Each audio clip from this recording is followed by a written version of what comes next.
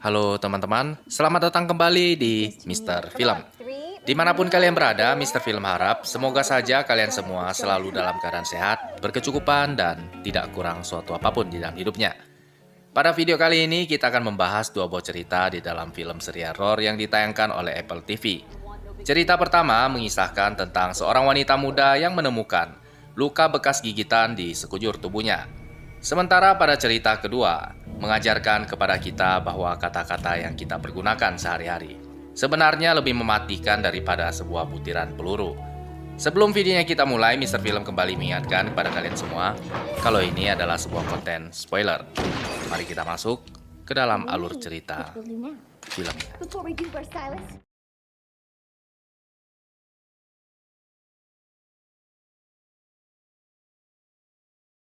Film dibuka dengan memperlihatkan seorang wanita yang sedang menjalani proses persalinan. Namanya adalah Ambia. Come on. 3, Good. 4, You got it. Let's go. 7, 8, 9. 2. Come on. 3, Good. 4. You got it. Ketika Ambia baru saja berhasil melahirkan bayinya, tiba-tiba saja dia merasakan ada sesuatu yang tidak beres. Ambia kemudian pingsan, sementara para dokter berusaha untuk menyelamatkan nyawanya.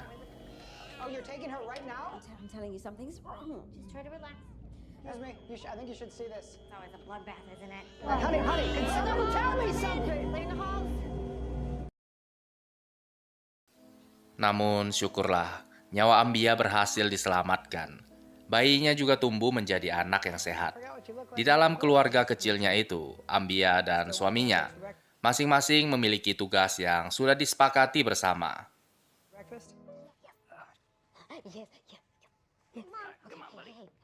Come on, my guy. I will do bedtime tonight, yes? Greg bertugas untuk mengurus anak-anak dan segala keperluan rumah. Sementara Ambia adalah seorang wanita karir yang cukup berhasil. Kesehariannya begitu sibuk dan tidak punya waktu sama sekali. Bahkan memompa ASI pun harus dia lakukan di tempat kerjanya. Pada hari itu, Ambia menemukan sebuah lebam di sekitar area payudaranya.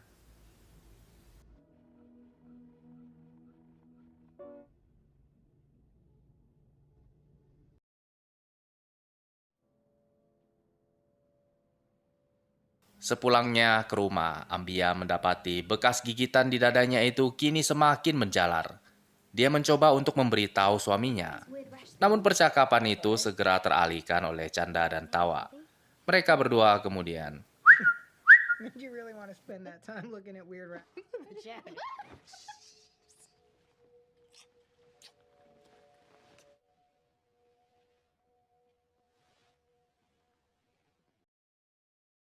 pada keesokan harinya. Ambia dibangunkan oleh rasa sakit yang menyengat di pahanya. Terlihat sebuah bekas gigitan di sana. Dia mencoba untuk googling mencari tahu tentang penyebab luka yang tiba-tiba saja timbul di sekujur badannya. So let's just recap fun one, no big changes. Fun two. Namun jadwal kerjanya yang teramat sibuk membuat dia kembali menyepelekan persoalan ini. The numbers seem... Do you want to talk about what's going on in Fun 2? Yes, I do. The... Pada malam hari itu, Ambia terburu-buru mengemaskan pakaiannya ke dalam koper. Dia harus berangkat ke luar kota. I can't. I was kidding. I was half kidding. What's it called? Why don't you just... I'll leave for at least another 2 months. Well, theoretically, that sounds lovely.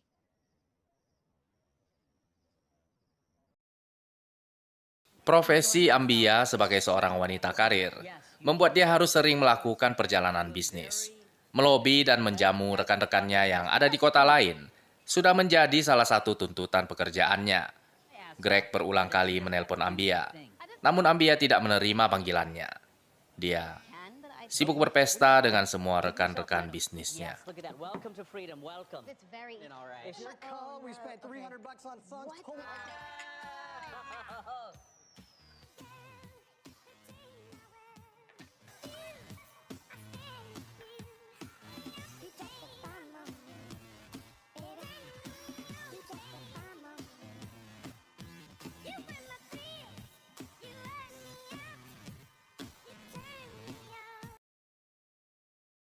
Pada keesokan harinya,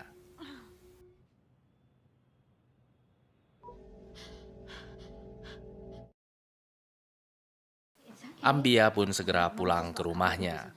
Putrinya menjerit ketakutan, tidak mau memeluk ibunya. Wajah Ambia dipenuhi dengan bekas gigitan yang sangat mengerikan. Oh my god. Deck is coming out of my skin. It's just. Can I see the neck? Is it contagious? Ambia masuk ke dalam kamar mandi untuk membersihkan semua bekas luka gigitan yang menjalar di sekujur tubuhnya. Greg meminta Ambia untuk pergi menemui dokter. Namun Ambia tidak mau menuruti permintaannya itu. Dia bersikeras bahwa dia harus tetap berangkat kerja. Dr. Moyes, a marriage counselor. And I know in your family or your culture, therapy, okay, all I know is that Jews have no problem with therapists. We have stress and you are not helping anybody by soldiering through this. Ambia berubah menjadi sebuah figur horor di tempat kerjanya. Atasannya menyuruh Ambia untuk mengambil cuti panjang, namun Ambia justru tersinggung. Dan mereka berdua pun bertengkar. Tiba-tiba, Build you some more time off. I don't bring me out to replace me with this ridiculous little man. You know, the only person that's supposed to be presenting you on this company is. Do you? Okay, calm down. What's wrong? What's wrong?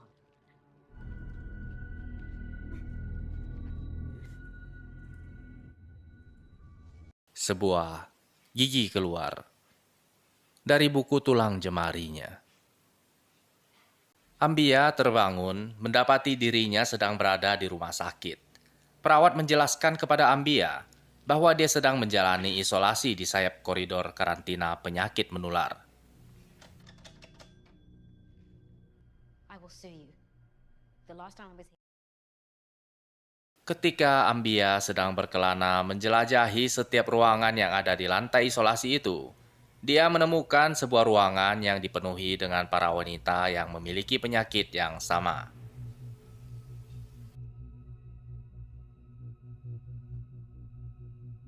Please come to. Mereka semua berkumpul di ruangan itu untuk merenungkan dan mengakui kesalahan yang telah mereka perbuat di dalam hidupnya. Bersembunyi di balik topeng seorang wanita karir yang begitu sibuknya, sehingga menelantarkan anak-anaknya yang sebenarnya sangat membutuhkan perhatian dan kasih sayang dari seorang ibu. And even though I know he's trying not to. Bled to death, giving birth. Masing-masing dari setiap wanita itu telah gagal menjadi seorang sosok ibu. Penyesalan yang mereka kumpulkan di sepanjang hidup anaknya So now, telah memakan diri mereka. Hidup-hidup.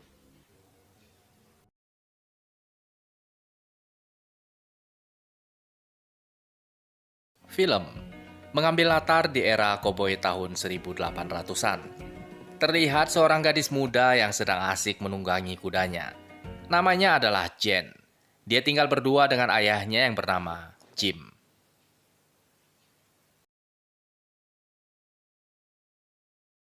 Jim adalah seorang ayah yang sangat protektif, sehingga membuat Jen seringkali merasa kesal dengan perlakuan ayahnya itu.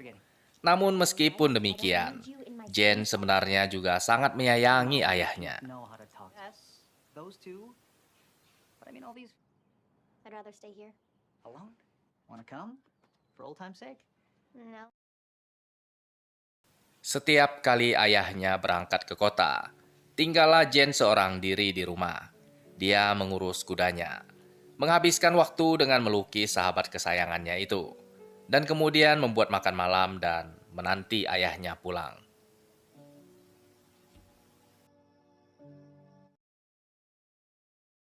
Namun, pada malam itu, ayahnya tidak kunjung pulang.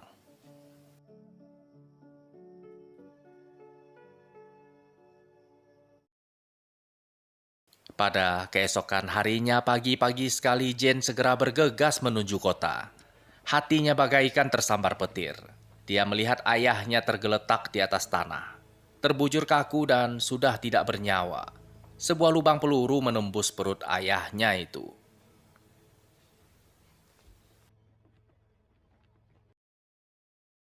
Sheriff kemudian memberitahu Jane bahwa ayahnya terlibat sebuah adu tembak ketika beberapa orang mencoba untuk menagih hutang kepadanya. Karena itu adalah sebuah pertumpahan darah yang adil, 1 lawan 1. Maka dari itu, Sheriff tidak dapat berbuat apa-apa.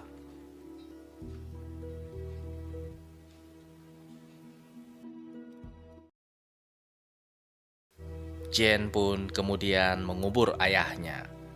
Dia tidak bisa membiarkan ayahnya mati begitu saja. Hatinya dipenuhi dengan perasaan dendam. Dia kemudian memotong rambut panjangnya demi untuk menyamar menjadi seorang pria.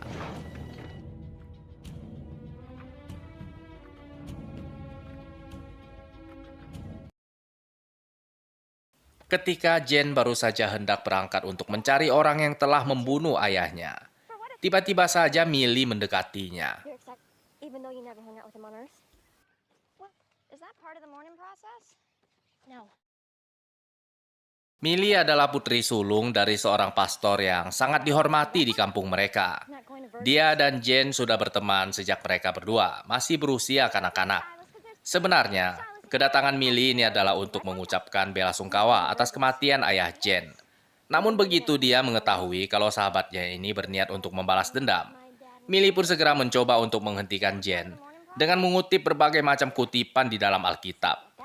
Namun Jane tampaknya Is that part of the mourning process? don't give a shit sama sekali. I'm going to the saloon to shoot that coward. Shut up. Dane. Dane, wait. Karena merasa kesal dirinya dicuekin, Millie pun melempari Jane dengan sebuah roti. Seems like you could use...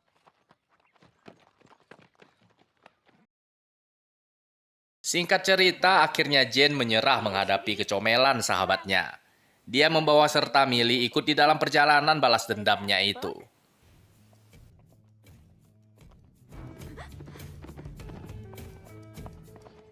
How'd you learn how to ride like that? The Mary's dad went psycho and needs to be thrown in jail so he can repent. Type. Kids at school thought you were mute. You remember? Oh, thank you, Eleanor. They're the latest techno. Please, don't do this. You're gonna regret it. Stay here. Watch my horse. And with me and everyone else we know. Also, I think Sesampainya di kota, Jane segera masuk ke dalam sebuah bar kepunyaan pria yang telah membunuh ayahnya.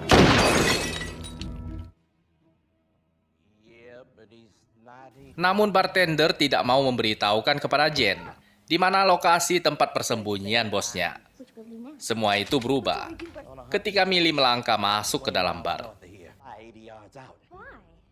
Why what? Aren't you the preacher's girl? Bartendernya langsung tobat dalam seketika. When we leave, Dia pada saat itu juga langsung memberitahukan kepada Millie bahwa bosnya sedang berburu di sebuah sungai yang letaknya 32 km di sebelah utara. About 20 miles draw with even quicker tempo. we're taking these as penance for revealing that information. Perjalanan pun berlanjut. Matahari yang sudah mulai tenggelam membuat Jane dan Millie terpaksa harus beristirahat di dalam hutan. Jane mengeluarkan sebotol whisky dan meminumnya. Millie pun kembali mengomeli Jane. Kalau alkohol itu adalah minumannya setan dan mereka berdua bisa masuk ke dalam neraka kalau sampai meminumnya. You? Of course not.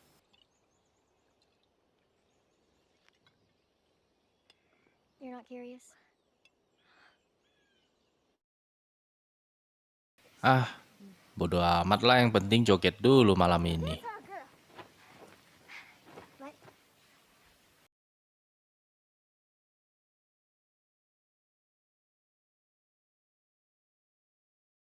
Pada keesokan harinya, Millie terbangun dan mendapati dirinya ditinggalkan seorang diri.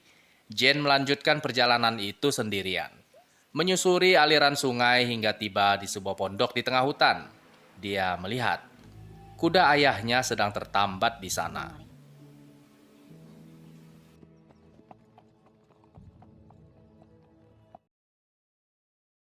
Sambil memegangi senapannya, Jane mengendap-endap dan menggeledah seluruh penjuru tempat itu. Namun dia tidak menemukan apapun. Dia kemudian memutuskan untuk menunggu.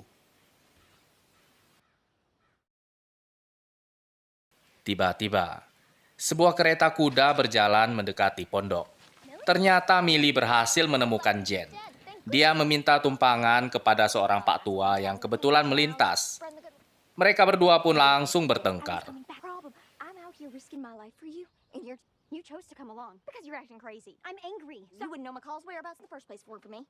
So that's what this is. That wasn't very nice. I don't have time for politeness. Here, see? And on it is a saddle he was going to give me. Take back his saddle, and I'm going to wait right here till Silas McCall returns, so you can watch, or you can wake up the old. Ketika Millie kembali naik ke atas kereta karena Jen menyuruhnya untuk fuck off. Tiba-tiba saja si pak tua itu terjatuh ke tanah dan mati.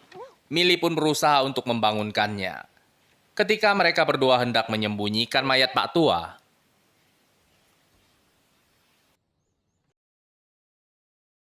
tiba-tiba saja 3 orang pria berjalan mendekati pondok. Jen hampir saja terlibat dalam sebuah adu tembak. Namun untung saja lagi-lagi Millie kembali menyelamatkan keadaan. From Chargement. Bam! Kidnapped by Ben. Is this true? Millie segera berakting kalau seolah-olah mereka berdua telah diculik sama si pak tua. Pada awalnya ketiga pria itu merasa ragu. Namun karena Millie sangat pintar dalam berkata-kata, ketiga pria itu akhirnya kemudian tertipu sama kepolosannya si Millie. Mereka mengundang Jen dan Millie untuk masuk ke dalam pondok dan memberinya makan. Millie pun segera makan dengan lahap. Sementara Jen menatap Silas dengan penuh dendam. Pria yang ada di hadapannya ini adalah orang yang telah membunuh ayahnya.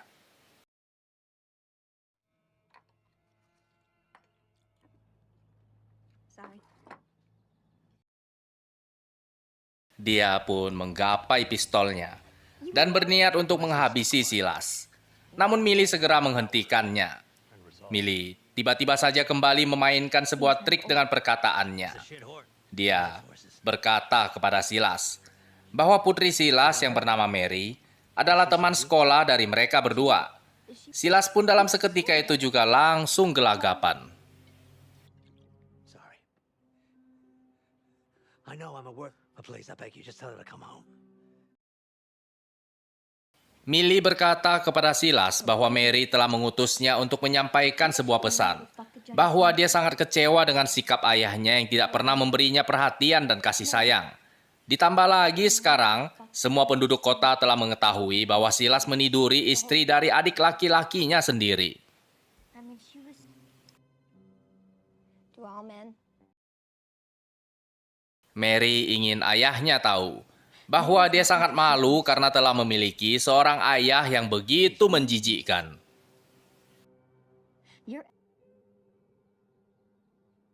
Ketika Silas mendengar bahwa perselingkuhannya telah terbongkar, dia pun langsung kehilangan semangat hidupnya. Hatinya tenggelam dalam perasaan bersalah. Mengetahui bahwa putrinya yang malang itu harus menanggung malu atas segala perbuatan yang telah ia buat. Dia memohon supaya Jen dan Millie mau menyampaikan sebuah permintaan maaf kepada putrinya. Dia tidak dapat hidup dengan menanggung perasaan bersalah seperti ini. Dia kemudian meminta Jen untuk menembak kepalanya. Bullet in my skull. We can't do that. Oh, please. Please, you must. Mary's not Namun, interested in apologies. Jen tidak mau melakukannya. Dia ingin Silas hidup di dalam penderitaan, menanggung semua perasaan bersalah yang ada di dalam hatinya. Jen berkata kepada Silas bahwa itulah yang putrinya inginkan. In apologies. They're meaningless. Meskipun demikian, Jen berkata kepada Silas bahwa mudah-mudahan saja Mary bersedia untuk menerima seekor kuda yang sedang tertambat di luar pondok. Setidaknya, Silas dapat memberikan kepadanya kuda itu. But we could take her. Jen dan Millie beranjak pergi meninggalkan pondok itu dengan membawa pulang kuda ayahnya. Mereka berdua menunggangi kuda pulang ke rumahnya, membawa sebuah kemenangan. Kata-kata memang terbukti lebih mematikan Come on, let's go. I'm still here. daripada butiran peluru. Terima kasih banyak buat teman-teman yang sudah nonton sampai habis. Video ini telah selesai. Sampai berjumpa di video selanjutnya.